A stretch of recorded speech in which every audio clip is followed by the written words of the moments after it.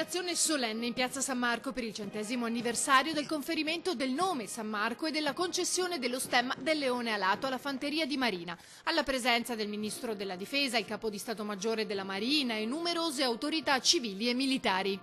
Quella della San Marco è una storia tutta da scoprire, ma soprattutto da divulgare, non soltanto per le sue peculiarità di impiego militare, ma anche per il grande valore e l'autentico impegno dei suoi uomini e delle sue donne, che ancora oggi portano sulle loro uniformi il leone di Venezia.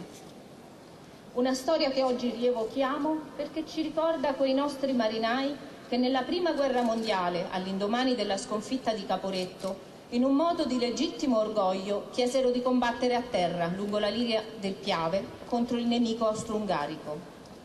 Al termine del conflitto, Venezia, riconoscente ai fucilieri per l'eroica difesa, donò al reparto di Marina il nome del proprio santo protettore durante una cerimonia in piazza.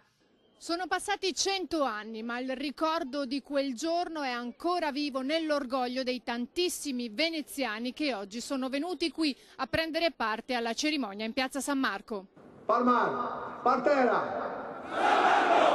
E non l'avevamo neanche preparata. Da nave San Marco a piazza San Marco, dalla brigata marina San Marco a piazza San Marco, quindi un collegamento stretto per poter effettuare attività anfibie, garantire la sicurezza marittima, garantire le capacità di boarding, garantire la protezione degli interessi nazionali, garantire la protezione della pesca, garantire la protezione delle nostre infrastrutture critiche.